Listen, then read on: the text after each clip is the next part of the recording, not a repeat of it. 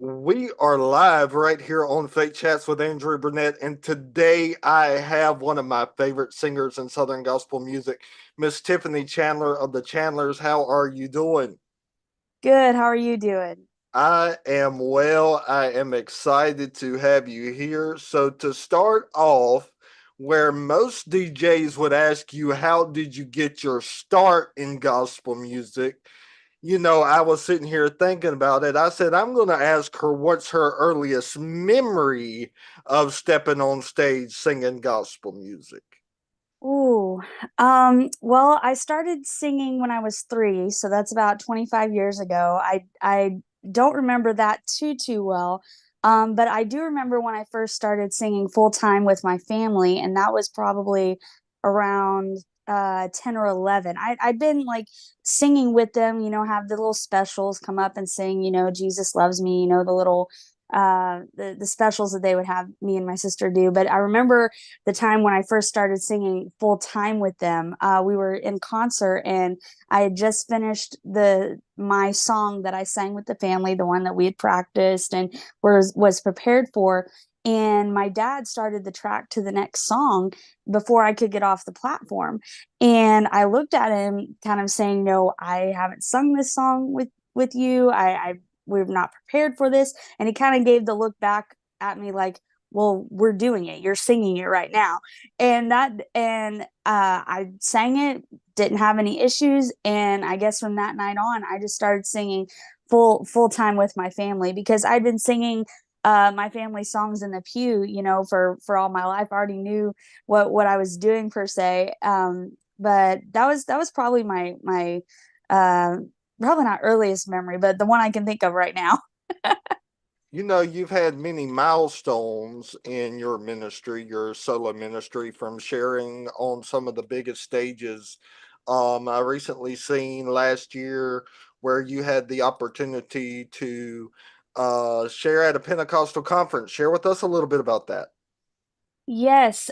So in the United Pentecostal Church organization, we have a conference called the North American Youth Congress. It happens every 2 years, and it's where all of the young people and the older adults, but the young people come together, and we have a 3 or 4 day, 4 or 5 day conference come together. And last year it was in St. Louis, and I had the honor of singing there. They have an online radio station called My Hope Radio, and they have a music awards show that they do every year called the Apostolic Music Awards. And I happened to be nominated for Song of the Year. My song "Let There Be" was nominated, and I believe, my dad had been nominated for Male Artist of the Year. And last year, I was so honored to win that award for Song of the Year.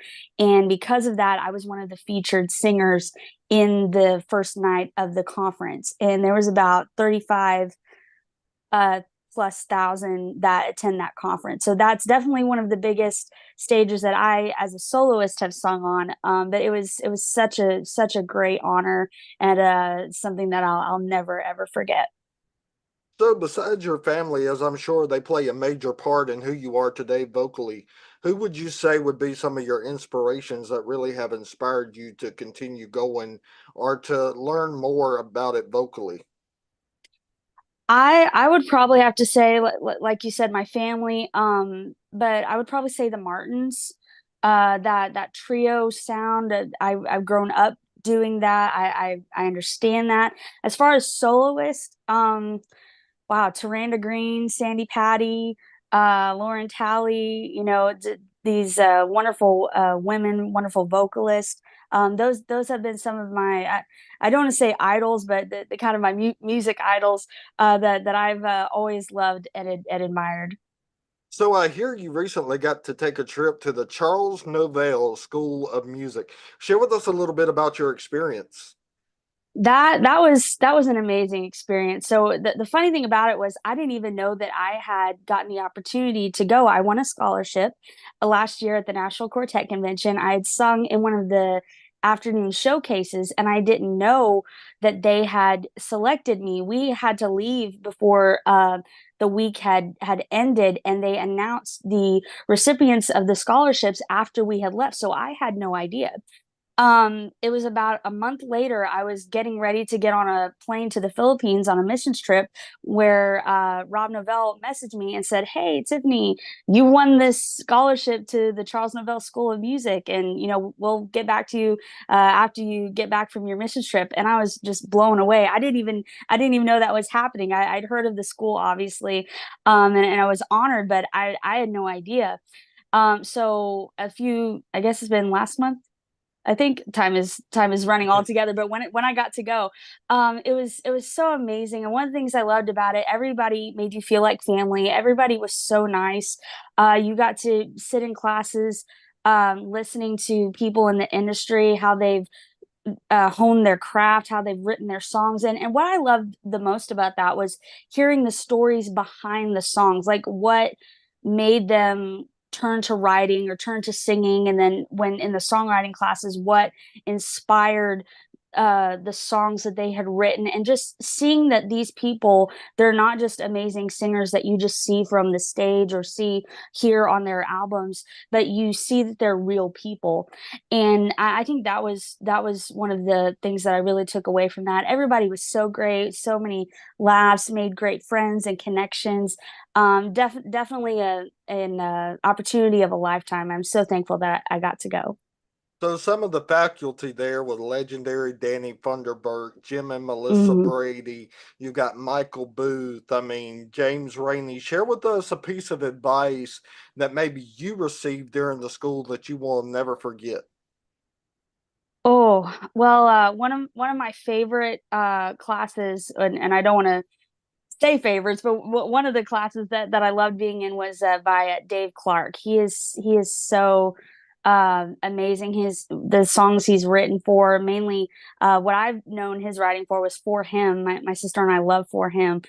Um, oh man, I'm trying to I'm trying to think. Everything literally was so good. I was writing so many notes and so many voice notes and things like that. I feel kind of embarrassed. I can't single out one thing. It literally was so good. And seeing that they're real people, and like I said earlier, you see people and you think, oh, they don't go through what I go through, but they do. And hearing from Jim and Melissa Brady how they had to survive like we all did through COVID, and how people came and gave them food and gifts and helped them through that time, when everybody in the industry was wondering, what are we going to do, how are we going to travel, what's happening. But just the message, like, just keep going, don't quit. uh when you're in a downtime, just keep writing, keep looking for that inspiration. And in that case, it was really really inspiring. Just keep going, I guess. So, along with your family group, you also have a solo career. Share with us how God gave you the message to start your solo career. um well, I've always been a writer. I've always written songs, and for a long time I had these songs in that I hadn't recorded yet. And a couple of years ago, I was like, you know what? I need to get on this. I feel like I have my own vein of ministry. I've got my family, but I'm also Tiffany, and that's who God created me to be alongside with my family. So when my CD came out, it was kind of like, okay, now's the time to kind of see what Tiffany's about, see who Tiffany's about. And I really felt like God inspired the songs on my CD. I totally disassociate from them, because when I was in the studio, what was happening in life and what was going on was ministering to me as well. Um, uh, so starting out on a solo path was kind of birthed from God giving the songs to do the recording, to lead into a solo ministry. I believe I talked about it the last time we were on here, with my grandfather's passing. That kind of threw threw a kink in everything as far as getting up off the ground with that, and it's been a couple of days will be 2 years since all that started, and we're still trying to figure out what we're doing as a group, as our singing group family. We're still singing and traveling, but we're also, my parents are pastoring, and I'm trying to get out there and start actually touring, doing concert dates and stuff like that. But until then, I'm singing at the NQC this year, and getting more content, and I post a lot on social media for my solo stuff, and trying to get it fully 100% on the go solo ministry. Yeah, I was going to say, the solo career had opened up the door for you to be able to perform at NQC Artist Showcase. Share with us, for those who have not experienced Tiffany Chandler music, what you hope that they will experience when they hear you sing. I hope they'll experience Jesus, and that can seem like such a cliche thing to say, but it's not about me. It's not about who Tiffany Chandler is in that moment. When I sing my songs, I want them to be able to see themselves, and whatever they're going through, that there is hope, and that there is a remedy for whatever they're going through. Because when I was proof listening to the songs when I was in the studio, you want people to hear them the same way that you're hearing them, that they can see me in concert, they can see me at NQC, and know, hey, what she's singing about, there may actually be hope for my situation. God may be able to bring me out. I may be able to hope again and trust again. So whenever I step on a platform or step on a stage, I always say, God, it's not about me, it's about you. And I want them to be able to get what they need from the Lord, because time is running out so quickly, and none of us had time to just get on a stage, sing, do a few trills, and get a hand clap and walk off. I want them to feel Jesus. I want them to feel His Spirit, and to get what they need from the Lord, no matter if it's a one song in a concert, if it's a full hour concert. I want them to experience Jesus. So, as you know, this show is called Faith Chats. And one thing that a lot of people think about is when they see Southern gospel artists, or gospel artists for that matter, they think it's a life of red carpet and everything's going to be glamorous. And, they picture like some celebrity. But what they don't see on the other side of it is the attacks. Share with us how you keep your faith in times like those. Yes, it's so true. People think that, they think, oh, I see you post on Facebook, you're here, you're there, and you don't understand everything that's in between those posts. Even recently, we were coming home from a weekend, and our trailer broke down, and we had to totally reschedule our whole schedule, and trying to find a way to get this fixed, and try to see how we were going to do this, and nobody knows that. They just see you come to church or come to the conference, and, oh, your hair is all sprayed, and your clothes are looking good. Oh, you must have had no trouble getting here. And no, it's not like that. And we all go through situations, whether it's breakdowns with vehicles, or even spiritual attacks. And I think, and it's what I said earlier, just keep going. It doesn't matter how fast you go. It doesn't matter. People, want to see success as something that, as something that you have to get to quickly. Just keep moving, because if you stop, there's no life. There's no process. You're not going through the process. And one of the things that I think that I'm currently trying to understand right now is that there are no destinations in this life. There is only one destination, because a lot of times we're tempted to think, oh, if I reach this milestone in my life, or I reach this milestone in my ministry, then that's where I'll have made it. That's where I've got to attain to that.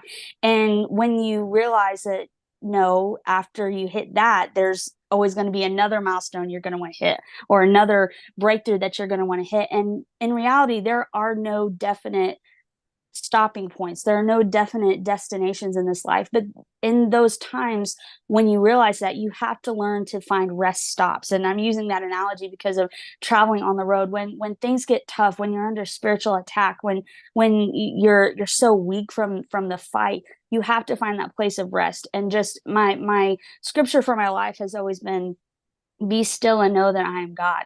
And you just have to rest in the fact that God knew where you were going before you even got there. And it's like a song that my dad wrote.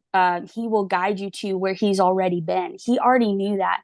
And sometimes, we can get mad at God and say, God, you knew this was going to happen. You knew I was going to go through this. But as we learn to trust, and we kind of calm ourselves down, and relax and be still in God, we can turn that anger into thankfulness and say, God, I was mad before that you knew I was going to face this and you allowed it to happen. But now I'm thankful that because you knew this was going to happen, you were able to carry me through it. And just realize that God has everything under control. He knows what we're going through. He knew what we were going through before this world even began. So just trusting in God, and knowing that he has it all under control. One thing that really stuck out to me was when you were saying that is I recently told somebody the moment you stop growing, you have fallen off the track for the Lord. Because Mm-hmm. at that point your oil becomes stagnated and it's no good no more. It's not fresh. It's Mm-hmm. and you begin falling off the wrong track and you go sideways. You know, Yeah. it's always a good day to learn more. You can never know enough, especially in this Right. culture, in the culture that me and you living in right now. You can't know enough about the Lord to counterattack all these attacks that we get on a daily basis. Just being honest. Right. Right. That's so true. But Tiffany, what's coming up for you solo wise and family wise? Solo wise and family wise, we are singing at the National Quartet Convention again this year. Such an honor. The Chandlers will be singing Monday night. I'm not exactly sure of the time at the moment. You can check out our Facebook page about that. I will be singing Wednesday in the afternoon showcase at NQC. I will be closing out the concert. At the Wednesday afternoon showcase, and that is what's coming up in the immediate future for the Chandlers and for Tiffany. Well, Tiffany, thank you so much for coming on today. God bless you. I always enjoy getting to talk to you and your family, and y'all are a blessing to me. Oh, well, thank you so much. It's been an honor to be on here today. And real quick, for those watching, you can follow us on Facebook, The Chandlers Music, or Tiffany Chandler Official. All right. Thank you so much, Tiffany. God bless you, my friend. Thank